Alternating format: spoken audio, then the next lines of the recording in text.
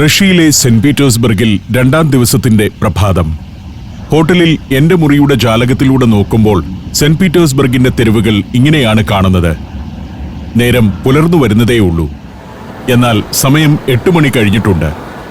താമസിയാതെ റെസ്റ്റോറന്റിൽ പോയി ബ്രേക്ക്ഫാസ്റ്റ് കഴിച്ചു. എന്റെ സഹയാത്രികരിൽ പലരും ഇവിടെയുണ്ട്. ചിലർ ബ്രേക്ക്ഫാസ്റ്റിനായി എത്തുന്നതേയുള്ളൂ. രാവിലെ 9 മണിക്ക് തന്നെ യാത്ര തുടങ്ങണമെന്നാണ് പറഞ്ഞിരിക്കുന്നത്. ഇന്ന് ഞായറാഴ്ചയാണ്. അതുകൊണ്ടാണ് തെരുവിൽ ആളുകൾ കുറവ്. ബൃഹത്തായ ഒരു ഹോട്ടലിലാണ് ഞങ്ങൾ താമസിക്കുന്നത്. പുറത്തേക്കിറങ്ങി. അപ്പോഴേക്കും സംഘാംഗങ്ങളെല്ലാം ബ്രേക്ക്ഫാസ്റ്റ് കഴിച്ച് എത്തി. സമയം 9 മണി കഴിഞ്ഞിരിക്കുന്നു. ഇതാണ് ഹോട്ടലിന്റെ പുറത്തുനിന്നുള്ള കാഴ്ച. മുറ്റത്ത് ഞങ്ങൾക്കുള്ള ബസ് വന്ന് കിടപ്പുണ്ട്. ഇന്ന് സെന്റ് പീറ്റേഴ്സ്ബർഗിന്റെ നഗരത്തിന്റെ കാഴ്ചകളിലേക്കാണ് പോകുന്നത്. വളരെ പ്രാധാന്യമുള്ള കുറെ കാഴ്ചകളിലേക്ക്. എല്ലാവരും എക്സൈറ്റഡ് ആണ്. പുതിയൊരു ഗൈഡാണ് ഇന്ന്. കത്രീന എന്നാണ് ഇവരുടെ പേര്. സരസയായ ഒരു ഗൈഡാണ് കത്രീന. ഇന്നലത്തെ ഗൈഡിന് കുറച്ച് കമ്മ്യൂണിക്കേഷൻ പ്രശ്നങ്ങൾ ഉണ്ടായിരുന്നതുകൊണ്ട് കമ്പനി പുതിയൊരാളെ വിട്ടതാണ്. ഹോട്ടലിന് മുന്നിൽ തന്നെയുള്ള ഈ നിർമ്മിതിയാണ് മോസ്കോ ട്രയംഫൽ ഗേറ്റ്. 1828-29 കാലത്ത് ഒട്ടോമൻ തുർക്കികളുമായുള്ള യുദ്ധത്തിലെ റഷ്യയുടെ വിജയം ആഘോഷിക്കാൻ പണിത ആർച്ചാണ്. കാസ്റ്റ് അയൺ കൊണ്ടുള്ള നിർമ്മിതി. ആർച്ച് പിന്നിട്ട് ഞങ്ങൾ സെന്റ് പീറ്റേഴ്സ്ബർഗിന്റെ നഗരഹൃദയത്തിലേക്ക്. ഇത്രയും കലാപരമായി സൃഷ്ടിച്ച ഒരു നഗരം യൂറോപ്പിൽ തന്നെ ഉണ്ടോ എന്ന് നമുക്ക് സംശയം തോന്നും. കാരണം ഇത് ഘട്ടം ഘട്ടമായി വളർന്നു വന്ന ഒരു നഗരമല്ല. പീറ്റർ ദ ഗ്രേറ്റ് എന്ന മഹാനായ റഷ്യൻ ചക്രവർത്തി ഡിസൈൻ ചെയ്യിച്ച് പണിയിച്ചതാണ്. ജലനഗരമാണ് സെന്റ് പീറ്റേഴ്സ്ബർഗ്. നിരവധി കനാലുകളുണ്ട് ഇവിടെ. നേർരേഖ പോലെയാണ് ഈ നഗരത്തിലെ സ്ട്രീറ്റുകൾ. ഇവിടുത്തെ കനാലുകളും നേർരേഖ പോലെയാണ്. പലയിടത്തും കനാലുകളെ കുറുകെ കടക്കുന്നു. നിരവധി കനാലുകളുണ്ട് ഇവിടെ. കാരണം ഒരു ചതുപ്പ് പ്രദേശത്താണ് പീറ്റർ ദ ഗ്രേറ്റ് ഈ നഗരം സ്ഥാപിച്ചത്. നാട്ടിലെ പല ഭാഗത്തുള്ള ഇടപ്രഭുക്കളെയും സാമന്ത രാജാക്കന്മാരെയും എല്ലാം വിളിച്ചു വരുത്തി അവരുടേതായ കൊട്ടാരങ്ങളും കെട്ടിടങ്ങളുമൊക്കെ ഇവിടെ പണിയിപ്പിക്കുകയായിരുന്നു. 300 കൊല്ലം മുൻപ് പണിതതാണെങ്കിലും വളരെ ആസൂത്രിതമാണ് നഗരം. കെട്ടിടങ്ങളുടെ ഉയരം നോക്കുക. നേർരേഖ പോലെയുള്ള തെരുവുകൾ കാണുക. 300 കൊല്ലം മുൻപ് ഇതൊക്കെ ഇത്രയും ആസൂത്രിതമായിരുന്നെങ്കിൽ ഇന്നാട്ടുകാർ നമ്മളെക്കാൾ എത്ര മുന്നിലായിരുന്നുവെന്ന് ചിന്തിച്ചു നോക്കൂ. ആ കാലഘട്ടത്തിൽ നമ്മുടെ നാട്ടിൽ ഒരു നഗരം പോലും ഇങ്ങനെ ഉണ്ടാക്കാൻ നമുക്ക് പറ്റിയിട്ടില്ല. അങ്ങനെ പോകുമ്പോൾ അങ്ങേയറ്റത്ത് റോഡിനെ ബ്ലോക്ക് ചെയ്തെന്ന മട്ടിൽ സൂചി ഗോപുരമെല്ലാമായി ഒരു കെട്ടിടം കാണാം. അഡ്മിറാലിറ്റി എന്നാണ് അതിന്റെ പേര്. ബോൾഷെവിക് വിപ്ലവത്തിന് മുൻപ് ഇംപീരിയൽ റഷ്യൻ നേവിയുടെ ആസ്ഥാനമായിരുന്നു അത്. അതിനോടനുബന്ധിച്ച് ഒരു യുദ്ധക്കപ്പൽ നിർമ്മാണശാല വരെ ഉണ്ടായിരുന്നു. ഇപ്പോഴാകട്ടെ റഷ്യൻ നേവിയുടെ ഹെഡ്ക്വാർട്ടേഴ്സ് അതാണ്. പണ്ട് സെന്റ് പീറ്റേഴ്സ്ബർഗിന്റെ ഏറ്റവും പ്രമുഖമായ ലാൻഡ്മാർക്കായിരുന്നു അഡ്മിറാലിറ്റി ബിൽഡിംഗിന്റെ തിളങ്ങുന്ന സൂചി ഗോപുരം. ഒരു യുദ്ധക്കപ്പലിന്റെ പായ്മരത്തെ പ്രതീകവൽക്കരിക്കാനാണ് അത് സ്ഥാപിച്ചത്. അഡ്മിറാലിറ്റിയുടെ മുന്നിൽ വിശാലമായ ഉദ്യാനം. അത് കടന്ന് ഞങ്ങൾ വിന്റർ പാലസിന്റെ സമീപത്തേക്ക് എത്തുകയാണ്. ആ കാണുന്നതാണ് വിന്റർ പാലസ്. പക്ഷേ അങ്ങോട്ടിപ്പോൾ വണ്ടി കയറില്ല. അതിനെ ഒന്ന് ചുറ്റിക്കറങ്ങി വരണം. വിന്റർ പാലസിന്റെ പിന്നിലൂടെ ഒന്ന് കറങ്ങി വരണം. വിന്റർ പാലസിന്റെ പിൻഭാഗത്ത് നേവാ നദിയാണ്. നേവാ നദിക്കരയിലേക്ക് എത്തുമ്പോൾ മറുകരയിൽ ഒരു ഗോപുരവും കോട്ടയും ഒക്കെ കാണാം. പീറ്റർ ആൻഡ് പോൾ ഫോർട്രസ് ആണത്. ഈ കോട്ടയിലായിരുന്നു പീറ്റർ ദ ഗ്രേറ്റ് 1703 ഈ നഗരം സ്ഥാപിച്ചത്. സെന്റ് പീറ്റേഴ്സ്ബർഗിലെ ആദ്യകാലത്തെ കൊട്ടാരങ്ങൾ അവിടെയാണ്. 1703 മുതൽ 1740 വരെയുള്ള വർഷങ്ങളിലായിരുന്നു കോട്ടയുടെ നിർമ്മാണം. നക്ഷത്ര ആകൃതിയിലുള്ള കോട്ടയാണത്. അവിടം പിന്നിട്ടു പോകുമ്പോൾ എവിടെയും കാണുന്നത് കരിങ്കൽ മുറിച്ചെടുത്ത് അരികെ കെട്ടിയ മനോഹരമായ കനാലുകളാണ്. വെനീസിലേതുപോലുള്ള കാഴ്ച. ഞങ്ങൾ വിന്റർ പാലസിന്റെ മുന്നിലെ സ്ക്വയറിലേക്ക് എത്തി. ചരിത്രത്തിലെ വലിയ സംഭവങ്ങൾക്ക് സാക്ഷ്യം വഹിച്ച വിന്റർ പാലസ്. റഷ്യൻ ചക്രവർത്തിമാരുടെ ആസ്ഥാനമായിരുന്ന കൊട്ടാരം. 200-ലധികം വർഷങ്ങളിൽ അവർ ഇവിടെ ഇരുന്നാണ് വിശാലമായ റഷ്യൻ സാമ്രാജ്യത്തെ ഭരിച്ചത്. സാർ ചക്രവർത്തിമാരുടെ സുവർണകാലത്ത് അവരുടെ ആസ്ഥാന മന്ദിരം ഇതായിരുന്നു. അതിന്റെ മുന്നിലെ ഈ ചത്തുരത്തിനുമുണ്ട് സവിശേഷമായ ചരിത്രം. റഷ്യൻ വിപ്ലവങ്ങൾക്ക് കാരണമായ കൂട്ടക്കൊലകൾ അരങ്ങേറിയ മുറ്റമാണിത്. 1905 ബ്ലഡി സൺഡേ കൂട്ടക്കൊല അതിൽ പ്രധാനപ്പെട്ടതാവുന്നു. ലോകത്തെ തന്നെ ഏറ്റവും പ്രൗഢമായ കൊട്ടാരങ്ങളിലൊന്നാണ് ഈ വിന്റർ പാലസ്. ഇതിന്റെ ഉള്ളിൽ കയറി ഷൂട്ട് ചെയ്യാനാണ് എന്റെ തീരുമാനം. പഴയ വിന്റർ പാലസ് ചക്രവർത്തി ഭരണകാലത്തിന്റെ അവശേഷിപ്പുകൾ സൂക്ഷിച്ചിരിക്കുന്ന വമ്പൻ ഹെർമിറ്റേജ് മ്യൂസിയമാണ് ഇപ്പോൾ. 1905 ഈ കൊട്ടാരമുറ്റത്ത് നടന്ന ഒരു കൂട്ടക്കൊലയാണ് റഷ്യയുടെ ചരിത്രഗതി തന്നെ മാറ്റിയത്. 1905 ജനുവരി 22 ആ സംഭവം. ദുരിതപൂർണമായിരുന്നു അക്കാലത്ത് പെട്രോഗ്രാഡ് എന്നറിയപ്പെട്ടിരുന്ന ഈ നഗരത്തിലെ തൊഴിലാളികളുടെ ജീവിതം. വേതന വർധനവും മെച്ചപ്പെട്ട തൊഴിൽ സാഹചര്യവും ആവശ്യപ്പെട്ട് ചക്രവർത്തിക്ക് ഒരു നിവേദനം നൽകാൻ തൊഴിലാളികൾ തീരുമാനിച്ചു. അവർ ജോർജ് ഗാപ്പൻ എന്ന പുരോഹിതന്റെ നേതൃത്വത്തിൽ തികച്ചും സമാധാനപരമായി ഈ കൊട്ടാരത്തിലേക്ക് നീങ്ങി. ചക്രവർത്തിയെ നേരിൽ കണ്ട് നിവേദനം നൽകുകയായിരുന്നു ലക്ഷ്യം. എന്നാൽ നിരായുധരായ ആ പ്രകടനക്കാർ ഈ മുറ്റത്തെത്തിയപ്പോൾ ചക്രവർത്തിയുടെ പോലീസ് വെടിവെച്ചു. കർഷകരും തൊഴിലാളികളും ഉൾപ്പെടെ 200ഓളം പേർ മരിച്ചു. 800 പേർക്ക് പരിക്കേറ്റു. ചരിത്രത്തിൽ ബ്ലഡി സൺഡേ എന്നറിയപ്പെടുന്ന ആ സംഭവമാണ് പിന്നീട് റഷ്യൻ വിപ്ലവത്തിന് വഴിമരുന്നായത്. ബ്ലഡി സൺഡേ കൂട്ടക്കൊല അരങ്ങേറുമ്പോൾ ചക്രവർത്തിയുടെ ആസ്ഥാനം ഈ കൊട്ടാരമായിരുന്നെങ്കിലും സംഘർഷം കണക്കിലെടുത്ത് ചക്രവർത്തി കുടുംബം ഇവിടെ നിന്നും താമസം മാറ്റിയിരുന്നു. 1917 ഫെബ്രുവരി വിപ്ലവത്തോടെ റഷ്യയിൽ നിലവിൽ വന്ന താൽക്കാലിക ഗവൺമെന്റിന്റെ ആസ്ഥാനം ഈ കൊട്ടാരമായിരുന്നു. സാർ ചക്രവർത്തിമാർ റഷ്യയുടെ അധികാരമൊഴിഞ്ഞ ശേഷം നിലവിൽ വന്ന അലക്സാണ്ടർ കെറൻസ്കി ഗവൺമെന്റിനെ കമ്മ്യൂണിസ്റ്റ് പാർട്ടിയുടെ റെഡ് ആർമി ആക്രമണം നടത്തിയത് ഈ കൊട്ടാരത്തിലാണ്. കെറൻസ്കി ഭരണകൂടം കീഴടങ്ങിയതോടെ റഷ്യയിൽ സോവിയറ്റ് കാലം ആരംഭിച്ചു. അങ്ങനെ സോവിയറ്റ് ഭരണകൂടത്തിന്റെ ജനനത്തിന് വേദിയായ കൊട്ടാരവും ഇതുതന്നെ. സെക്യൂരിറ്റി പരിശോധനകളൊക്കെ കഴിഞ്ഞ് ഞങ്ങൾ മ്യൂസിയത്തിനുള്ളിലേക്ക് എത്തിയിരിക്കുകയാണ്. ഇവിടെ ഒരു ഇലക്ട്രോണിക് ഗേറ്റ് ഉണ്ട്. ടിക്കറ്റിലെ QR കോഡ് അതിൽ സ്കാൻ ചെയ്ത് വേണം അകത്ത് കടക്കാൻ. കനത്ത സുരക്ഷയാണ് ഈ വിന്റർ പാലസിൽ എവിടെയും. കാരണം കോടിക്കണക്കിന് രൂപ വിലമതിക്കുന്ന അമൂല്യ വസ്തുക്കൾ സൂക്ഷിച്ചിരിക്കുന്ന മ്യൂസിയമാണിത്. ആദ്യം കയറി ചെല്ലുന്നത് ശില്പങ്ങളുടെ ഒരു ഭാഗത്തേക്കാണ്. പല നാടുകളിൽ നിന്ന് കൊണ്ടുവന്ന ശില്പങ്ങൾ, ഈജിപ്ഷ്യൻ മമ്മികൾ. മമ്മി സൂക്ഷിച്ചിരിക്കുന്ന പേടകമാണിത്. കല്ലുകൊണ്ടുള്ള പേടകം. അത്തരത്തിലുള്ള കുറെയെണ്ണം ഇവിടെയുണ്ട്. റഷ്യൻ ചക്രവർത്തിമാരുടെ ഔദ്യോഗിക വസതിയായിരിക്കുമ്പോൾ തന്നെ കൊട്ടാരത്തിന്റെ ഒരു ഭാഗം മ്യൂസിയമാക്കി മാറ്റിയിരുന്നു. ലോകത്തിന്റെ പല ഭാഗത്തു നിന്നും ശേഖരിച്ച വസ്തുക്കളാണ് ഇവിടെ സൂക്ഷിച്ചത്. ഈ ഈജിപ്ഷ്യൻ കളക്ഷൻ 1852 ഇവിടെ പ്രദർശിപ്പിച്ചു തുടങ്ങിയത്. ഇത് ഈജിപ്തിലെ അമാസിസ് ഫറവോയുടെ രാജ്ഞിയായിരുന്ന നെഗത് ബാസ്റ്ററ്റ് റൂവിന്റെ ശവപേടകമാണ്. BC 6-ാം നൂറ്റാണ്ടിൽ ജീവിച്ചിരുന്ന ആ രാജ്ഞിയുടെ പേടകം ഈജിപ്തിലെ ഗിസയിൽ നിന്നാണ് കണ്ടെടുത്തത്. ഇത് BC 6-ാം നൂറ്റാണ്ടിൽ ഈജിപ്തിലെ സൈനിക മേധാവിയായിരുന്ന ആമോസിന്റെ ശവപേടകമാണ്. അമാസിസ് ഫറവോയുടെ പുത്രനായിരുന്നു ആമോസ്. ഈജിപ്ഷ്യൻ കളക്ഷൻ ഉള്ളിടത്തു നിന്നും നടന്നു. ഇത് മുഴുവൻ വിശദമായി കണ്ടും പഠിച്ചും നടക്കുകയാണെങ്കിൽ 1-2 ദിവസം വേണ്ടിവരും. ഇതൊക്കെ കൊട്ടാരത്തിന്റെ താഴത്തെ നിലകളാണ്. താഴെയുള്ള നിലകൾക്ക് ഒരു ആനച്ചന്തമുണ്ടെന്നേയുള്ളൂ. അത്ര ഗംഭീരമല്ല. ഞങ്ങളിനി മുകൾ നിലയിലേക്ക് കയറുകയാണ്. രാജകീയമായ ഒരു പടിക്കെട്ട് കയറിയാണ് അങ്ങോട്ട് പോകുന്നത്. 14 ഹെക്ടർ പ്രദേശത്ത് വ്യാപിച്ചു നിൽക്കുന്ന ബൃഹത്തായ ഒരു കൊട്ടാരമാണിത്. 10-20 വർഷം കൊണ്ട് പണി പൂർത്തിയായതല്ല ഇതെന്നതാണ് പ്രധാന കാര്യം. 1730കളിൽ തുടങ്ങിയ നിർമ്മാണം ഏതാണ്ടൊന്ന് അവസാനിച്ചത് 1830കളിലാണ്.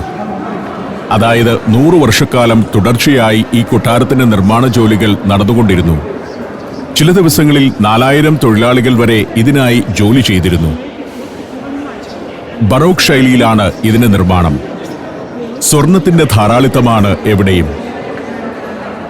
ഭിത്തിയിലെ ശില്പവേലകളിലെല്ലാം സ്വർണം കാണാം. കണ്ണഞ്ചിപ്പിക്കുന്ന കാഴ്ച. ഇനി മുന്നോട്ട് നടക്കും തോറും ആഢ്യത്വം കൂടിയ ഭാഗങ്ങളിലേക്കാണ് എത്തുക.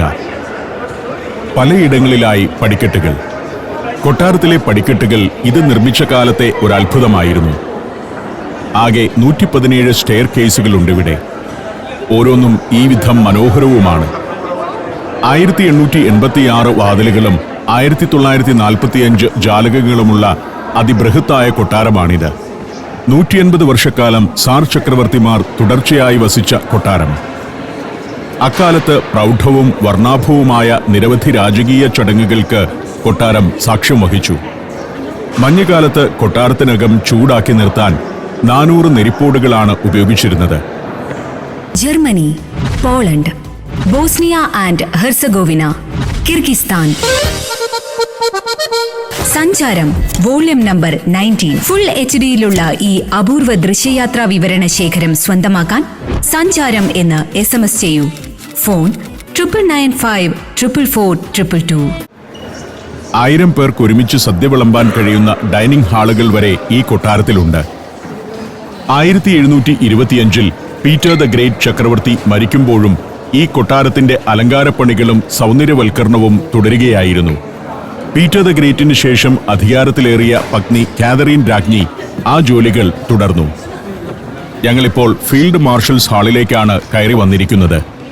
റഷ്യൻ സാമ്രാജ്യത്തിലെ ഉന്നതരായ ഫീൽഡ് മാർഷൽമാർക്ക് ആദരമെന്നോണം കൊട്ടാരത്തിൽ പണിത മുറിയാണ് ഫീൽഡ് മാർഷൽസ് ഹാൾ.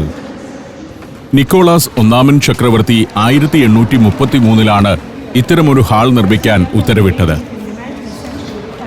1837 വിന്റർ പാലസിൽ ഒരു വൻ അഗ്നിബാധയുണ്ടായിരുന്നു. തുടർന്ന് വാസ്ലി സ്റ്റാഡോവ് എന്ന വാസ്തുശില്പി പുനർനിർമ്മിച്ച ഹാളാണ് ഇപ്പോൾ ഈ കാണുന്നത്. ഈ മുറികളിലെല്ലാം അമൂല്യമായ പെയിന്റിങ്ങുകളാണ്. കെട്ടിടത്തെക്കാൾ ഉപരി അതൊക്കെയാണ് ഇതിന്റെ മൂല്യം വർദ്ധിപ്പിക്കുന്നത്. ഇതൊക്കെ അത്തരത്തിലുള്ള പെയിന്റിംഗ് ആണ്. വിക്ടറി ഓഫ് പോൾട്ടാവ എന്ന ചിത്രം അലക്സാണ്ടർ എസ്റ്റാഫെവിച്ച് എന്ന ചിത്രകാരൻ 1865 വരച്ചതാണത്. ഫീൽഡ് മാർഷൽ ജനറൽ ആയിരുന്ന പ്രിൻസ് മിഖായേൽ ഇലാറിയോനോവിച്ചിന്റെ പോർട്രേറ്റാണിത്. 19-ാം നൂറ്റാണ്ടിന്റെ ആദ്യ പകുതിയിൽ പല യുദ്ധങ്ങളിലും റഷ്യൻ സൈന്യത്തെ നയിച്ചയാളാണ് അദ്ദേഹം. ഞങ്ങൾ അടുത്ത ഹാളിലേക്ക് കയറുകയാണ്. പീറ്റർ ദ ഗ്രേറ്റ് റൂം എന്നാണ് ഇത് അറിയപ്പെടുന്നത്. ഒരു ചുവന്ന മുറി. പീറ്റർ ദ ഗ്രേറ്റിന്റെ സിംഹാസനം ഒരു ഭാഗത്ത്. സ്മോൾ ത്രോൺ റൂം എന്നൊരു വിശേഷണവും ഇതിനുണ്ട്. സൈനിക നേതാക്കളുമായി പീറ്റർ ദ ഗ്രേറ്റ് ചക്രവർത്തി ചർച്ചകൾ നടത്തിയിരുന്നത് ഈ ഹാളിലിരുന്നാണ്. 1731 ലണ്ടനിൽ നിർമ്മിച്ച സിംഹാസനമാണ് ഹാളിലുള്ളത്. 1837 തീപിടുത്തത്തിനു ശേഷം പുനർനിർമ്മിച്ചപ്പോഴാണ് ഈ ഹാൾ ഈ വിധം വർണ്ണാഭമാക്കിയത്. ആർമോറിയൽ ഹാൾ എന്ന മറ്റൊരു ഹാളിലേക്കാണ് അടുത്തതായി കയറി ചെല്ലുന്നത്. ഓരോ മുറിക്കും ഓരോ നിറമാണ്. സ്വർണ്ണ തൂണുകളൊക്കെയാണ് ഇതിന്റെ പ്രത്യേകത. ഔദ്യോഗികമായ ചടങ്ങുകൾക്ക് വേണ്ടി ഉപയോഗിച്ചിരുന്നതാണ് ആർമോറിയൽ ഹാൾ. ഇതും 1837 തീപിടുത്തത്തിന് ശേഷം റീഡിസൈൻ ചെയ്ത് നിർമ്മിച്ചതാണ്. സോവിയറ്റ് ഗവൺമെന്റ് ഇതിനെ ഒരു കൺസേർട്ട് ഹാളായാണ് ഉപയോഗിച്ചിരുന്നത്. 2000 പേർക്കിരുന്ന് കൺസേർട്ടുകൾ ആസ്വദിക്കാനുള്ള സംവിധാനം അന്ന് ഇവിടെ ഒരുക്കിയിരുന്നു. കത്രീന ഓരോ മുറികളുടെയും കഥകൾ പറഞ്ഞുകൊണ്ടാണ് പോകുന്നത്. അവരുടെ ഉടുപ്പിൽ ഒരു മൈക്കുണ്ട്. ഞങ്ങൾക്കെല്ലാവർക്കും ഓരോ ഹെഡ്സെറ്റും തന്നിട്ടുണ്ട്. കത്രീനയുടെ വിവരണം അതിലൂടെ കേൾക്കാം. വിന്റർ പാലസിന്റെ നടുത്തളമാണ് ഈ കാണുന്നത്. അതിലേക്ക് തുറക്കുന്ന ഒരു ജാലകത്തിലൂടെ നടുമുറ്റത്തിന്റെ കാഴ്ച കാണാം. വിന്റർ പാലസിന് ഇങ്ങനെ ഒരു മുറ്റമുണ്ടെന്ന് പുറത്തുനിന്ന് നോക്കുമ്പോൾ തോന്നില്ല. അതിന്റെ പല ബ്ലോക്കുകളിലൂടെ ചുറ്റോടു ചുറ്റും നടക്കാം. ആർമോറിയൽ ഹാളിന്റെ വിസ്തൃതി ഇങ്ങനെ കാണുമ്പോൾ മനസ്സിലാകും. ചക്രവർത്തിമാരുടെ കാലത്തും സോവിയറ്റ് കാലത്തും അനേകം പ്രൗഢമായ പരിപാടികൾക്ക് സാക്ഷ്യം വഹിച്ച ഹാളാണിത്. നിരവധി കോറിഡോറുകളുണ്ട് കൊട്ടാരത്തിൽ. എല്ലാ മുറികളിലും നിരവധി പെയിന്റിങ്ങുകൾ. നിരവധി പട്ടാള ഓഫീസർമാരുടെയും പടനായകന്മാരുടെയും ഒക്കെ ഛായാചിത്രങ്ങൾ. അടുത്തതായി മറ്റൊരു വലിയ ഹാളിലേക്ക് ചെല്ലുന്നു. കൊട്ടാരത്തിൽ ഓരോ കാര്യത്തിനും വേണ്ടി ഉണ്ടാക്കിയ ഹാളുകളാണ് ഇതോരോന്നും. അതിന്റെ എല്ലാം ഒരറ്റത്ത് ചക്രവർത്തിക്കിരിക്കാൻ ഒരു കസേരയുണ്ടാവും. അതിന്റെ വിശദമായ കഥകൾ കത്രീന വിവരിക്കുന്നുണ്ട്. സംഘത്തിലെ എല്ലാവർക്കുമൊന്നും ഈ ചരിത്രം കേൾക്കാൻ താല്പര്യമില്ല. ചിലർ ഫോട്ടോ എടുത്തു നടക്കുന്നു. പല പല ഹാളുകൾ. ഇത് വാർ ഗാലറി എന്നറിയപ്പെടുന്ന ഹാളാണ്. മിലിറ്ററി ഓഫീസർമാരുടെ പോർട്രേറ്റുകളാണ് ഇവിടെ പ്രദർശിപ്പിച്ചിരിക്കുന്നത്. 332 പോർട്രേറ്റുകൾ. 1812-ൽ നെപ്പോളിയന്റെ റഷ്യൻ ആക്രമണത്തെ പ്രതിരോധിക്കാൻ റഷ്യൻ സൈന്യത്തെ നയിച്ചവരാണ് ഈ 332 ജനറൽമാർ. യുദ്ധത്തിൽ നെപ്പോളിയന്റെ പടയെ പരാജയപ്പെടുത്തിയ അവർക്കുള്ള ആദരമായി ഈ ഗാലറി സജ്ജീകരിക്കുകയായിരുന്നു. ജോർജ് ഡാവ് എന്ന ഇംഗ്ലീഷ് ചിത്രകാരനാണ് ഇവിടെയുള്ളതിൽ 329 ഛായാചിത്രങ്ങളും വരച്ചത്. വിന്റർ പാലസിനെ ചുറ്റിപ്പറ്റി ധാരാളം പ്രേതകഥകൾ നിലനിൽക്കുന്നുണ്ട്. ഈ ഇടനാഴികളിൽ നിക്കോളാസ് രണ്ടാമൻ ചക്രവർത്തിയുടെ പ്രേതത്തെ കണ്ടതായിട്ടാണ് ഒരു പ്രചരണം. സോവിയറ്റ് ഭടന്മാർ തന്നെയാണ് ഔദ്യോഗിക വേഷത്തിൽ ചക്രവർത്തി കൊട്ടാരത്തിൽ കറങ്ങി നടക്കുന്നത് കണ്ടെന്ന് വെളിപ്പെടുത്തിയത്. വാർ ഗാലറിയിലൂടെ നടന്നു ചെല്ലുന്നത് ഒരു പള്ളിക്കകത്തേക്കാണ്. Grand Church of Winter Palace എന്നാണ് ഇതറിയപ്പെടുന്നത്. കത്തീഡ്രൽ എന്നും പറയും. രാജകുടുംബാംഗങ്ങളും ചക്രവർത്തിയുമൊക്കെ പ്രാർത്ഥിക്കാൻ വന്നിരുന്ന പള്ളി. 1763-ലാണ് ഈ പള്ളിയുടെ നിർമ്മാണം പൂർത്തിയായത്. വിന്റർ പാലസിലുള്ള 2 പള്ളികളിൽ ഏറ്റവും പ്രധാനപ്പെട്ടത് ഇതാണ്. ചരിത്രപരമായ വലിയൊരു പ്രാധാന്യം ഈ പള്ളിക്കുണ്ട്. റഷ്യൻ സാമ്രാജ്യത്തിലെ അവസാന ചക്രവർത്തിയായ നിക്കോളാസ് രണ്ടാമനും അലക്സാണ്ട്ര ഫിയദോറോവിനെയും വിവാഹിതരായത് ഈ പള്ളിയിൽ വെച്ചാണ്. 1894 നവംബർ 14-നും 26-നും ഇടയിലായിരുന്നു ആ വിവാഹ ചടങ്ങുകൾ. രാജ്യം പട്ടിണിയിലായിരുന്ന നാളുകളിൽ നിക്കോളാസിന്റെ ആർഭാട വിവാഹവും അതിന്റെ പാഴ്ചെലവുകളും ചക്രവർത്തിക്കെതിരെ ജനരോഷമുയരാൻ ഒരു പ്രധാന കാരണമായിരുന്നു. നിരത്തിക്കുത്തിയ പഴയ പതാകകൾക്കരികിലൂടെ നടന്നു. അടുത്തതായി എത്തുന്നത് സെന്റ് ജോർജ് ഹാളിലേക്കാണ്. ഗ്രേറ്റ് ത്രോൺ റൂം എന്നൊരു വിശേഷണം കൂടിയുണ്ട് ഈ ഹാളിന്. റഷ്യൻ സാമ്രാജ്യത്തിന്റെ പ്രധാന സിംഹാസനമുണ്ടായിരുന്നത് ഈ ഹാളിലാണ്. സാർ ചക്രവർത്തിമാരുടെ രാജ്യസഭ മേളിച്ചിരുന്ന ഹാളാണിത്. റഷ്യയുടെ ചരിത്രത്തിൽ വഴിത്തിരിവുണ്ടാക്കിയ ഒരു പ്രധാന സംഭവം നടന്നത് ഈ ഹാളിലാണ്. ചക്രവർത്തി ഭരണത്തിനെതിരെ ജനരോഷം ശക്തമായപ്പോൾ ജനപ്രതിനിധികളെ ഉൾപ്പെടുത്തി ഒരു അധോസഭ രൂപീകരിക്കാൻ നിക്കോളാസ് രണ്ടാമൻ തീരുമാനിച്ചു. ഡ്യൂമ എന്നറിയപ്പെട്ട ആ സഭയുടെ ആദ്യ സമ്മേളനം നടന്നത് ഇവിടെയാണ്. ഇടതുപക്ഷ പാർട്ടികളിൽ നിന്നുള്ളവരായിരുന്നു അന്നത്തെ പ്രതിനിധികളിൽ ഭൂരിഭാഗവും. വിന്റർ പാലസിലെ എല്ലാ ഹാളുകളും ഞാൻ കാണിക്കുന്നില്ല. കാരണം സമാനതകളുള്ളതും വലിയ ചരിത്രമില്ലാത്തതുമായ മുറികളാണവ. അമൂല്യമായ 100 കണക്കിന് പെയിന്റിങ്ങുകളുണ്ട് ഈ മ്യൂസിയത്തിൽ. ഇതെല്ലാം ചക്രവർത്തി ഇവിടെ വസിച്ചിരുന്ന കാലത്തെ പെയിന്റിങ്ങുകളാകണമെന്നില്ല. സോവിയറ്റ് കാലത്ത് കൊട്ടാരം പ്രദർശനശാലയാക്കിയപ്പോൾ പല കൊട്ടാരങ്ങളിൽ നിന്നും മറ്റുമുള്ള കലാശേഖരം ഇവിടേക്ക് മാറ്റിയിരുന്നു. പല പല ഉപകരണങ്ങളും ആയുധങ്ങളുമൊക്കെ പ്രദർശിപ്പിച്ചിരിക്കുന്ന നിരവധി ഗാലറികളുണ്ട്. ഇത് നേവാ നദിക്ക് അഭിമുഖമായുള്ള കൊട്ടാര ഭാഗമാണ്. അപ്പുറം നേവാ നദി കാണാം. കൊട്ടാരത്തിന്റെ നടുമുറ്റം കടന്ന് ഇപ്പോൾ വേറൊരു വിങ്ങിലേക്ക് എത്തിയിരിക്കുന്നു. ഇത് കൊട്ടാരത്തിലെ പവലിയൻ ഹാളാണ്. അതിമനോഹരമായ ഒരു ഹാളാണിത്. 19-ാം നൂറ്റാണ്ടിന്റെ മധ്യകാലത്ത് ആന്ദ്രേ സ്റ്റാക്കൻ ഷ്നീഡർ എന്ന വാസ്തുശില്പിയാണ് ഇത് ഡിസൈൻ ചെയ്തത്. 28 ഭീമൻ തൂക്കുവിളക്കുകളാണ് ഇതിന്റെ ഏറ്റവും വലിയ ആകർഷണം. വൈദ്യുതി ഇല്ലാത്ത കാലത്ത് അവയിൽ മെഴുകുതിരികൾ തെളിയുമ്പോൾ ഹാളിനാകെ സവിശേഷമായ ഒരു ഭാവം കൈവരുമായിരുന്നു. തൂക്കുവിളക്കിന്റെ പ്രകാശത്തിന് ചേരും വിധമാണ് ഭിത്തിയിലെയും നിലത്തെയും മച്ചിലെയും മാർബിൾ വർക്കുകൾ. പവലിയൻ ഇത്ര മനോഹരമാക്കാൻ എത്രയാളുകളുടെ എത്ര കാലത്തെ അധ്വാനം വേണ്ടി വന്നിട്ടുണ്ടാകും എന്നാണ് ഞാൻ ചിന്തിക്കുന്നത്. ഇത് വിശേഷപ്പെട്ട ഒരു ക്ലോക്കാണ്, പീകോക്ക് ക്ലോക്ക്. അതിന്റെ പ്രവർത്തനം വിവരിക്കുന്ന ഒരു വീഡിയോയും കാണിക്കുന്നുണ്ട്. 18-ാം നൂറ്റാണ്ടിൽ ബ്രിട്ടീഷ് ആഭരണ വ്യാപാരിയായിരുന്ന ജെയിംസ് കോക്സ് നിർമ്മിച്ച് സമ്മാനിച്ചതാണിത്. ഇത്തരത്തിലായിരുന്നു ക്ലോക്കിന്റെ പ്രവർത്തനം. ഒരു ഭാഗത്ത് മനോഹരമായൊരു മൊസൈക്ക് ഫ്ലോർ, ഒട്രിക്കോളി എന്നാണ് ഇതറിയപ്പെടുന്നത്. ഇവിടെ ഒരു നഴ്സറി ടീച്ചർ കുറെ കുട്ടികളുമായി വന്ന് ഈ കൊട്ടാരത്തിന്റെ ചരിത്രവും കഥകളുമൊക്കെ പറഞ്ഞുകൊടുക്കുന്നു. നഴ്സറി ക്ലാസുകളിൽ വെച്ചു തന്നെ ചരിത്രബോധം പകരുകയാണിവർ. ഐസ്ക്രീം കഴിക്കാനും അമ്യൂസ്മെന്റ് പാർക്കിലേക്കും മാത്രമല്ല കുട്ടികളെ കൊണ്ടുപോകുന്നത്. നഴ്സറി കുട്ടികൾ പോലും ചരിത്രത്തിന്റെ സ്പന്ദനം തേടിയാണ് സ്റ്റഡി ടൂറിന് വരുന്നത്. ചരിത്രബോധമുള്ള ഒരു തലമുറയെ വാർത്തെടുക്കുന്നതിന്റെ അടിസ്ഥാനം അതാണെന്ന് എനിക്ക് തോന്നിയിട്ടുണ്ട്. വർണ്ണിച്ചാൽ തീരാത്തത്ര പ്രൗഢഗംഭീരമാണ് ഈ വിന്റർ പാലസിലെ ഓരോ ഭാഗവും. പക്ഷേ ഇതിലൂടെ നടക്കുമ്പോൾ മറ്റൊരു കാര്യം കൂടി ശ്രദ്ധിക്കണം. ഇത് പണിത കാലത്തെ ഇവിടുത്തെ ജനങ്ങളുടെ ദുരിതവും അവർ അനുഭവിച്ചിരുന്ന യാതനകളും. അതൊക്കെ വിസ്മരിച്ച് സുഖലോലുപതയിലായിരുന്നു സാർ ചക്രവർത്തി കുടുംബത്തിന്റെ ജീവിതം. ആ വൈരുദ്ധ്യം കൂടി നമ്മൾ കാണാതെ പോകരുത്. ഒരു വശത്ത് ആഢ്യത്തമാർന്ന കൊട്ടാരക്കെട്ടുകൾ, ഇവിടെ നടന്നിരുന്ന ആഘോഷങ്ങൾ. ഇതൊക്കെ ഈ കൊട്ടാരക്കെട്ടിൽ നടക്കുമ്പോൾ പുറത്ത് സാധാരണ ജനങ്ങൾ ദാരിദ്ര്യത്തിലായിരുന്നു. അതുതന്നെയാണ് ഈ നാട്ടിൽ ഒരു വിപ്ലവത്തിന് നിലമൊരുക്കിയതും. ഞങ്ങളുടെ സംഘത്തിലെ പലരും നടന്നു മടുത്തിരിക്കുന്നു. ഒരു ബെഞ്ച് കിട്ടിയപ്പോൾ ഇരിക്കുകയാണതിൽ. അത്ര നടക്കാനുണ്ട്. ഇത് തീർക്കണം നമുക്കെന്ന് പറഞ്ഞ് ഞാൻ അവരെ എഴുന്നേൽപ്പിച്ചു. അങ്ങനെ അവരെയും കൂട്ടി നടത്തം തുടർന്നു. ഓരോ മുറികളുടെയും കഥകൾ പറഞ്ഞു തന്ന് കത്രീന മുന്നേ പോകുന്നു. ഒരു ഇടനാഴി കിടക്കുമ്പോൾ അതിലും വലുതും അലങ്കാര സമൃദ്ധവുമായ മറ്റൊന്നിലേക്കാണ് എത്തുന്നത്. കണ്ടാലും കണ്ടാലും തീരാത്തത്ര വിശാലമായ വിന്റർ പാലസിലൂടെ ഞങ്ങൾ സഞ്ചാരം തുടർന്നു.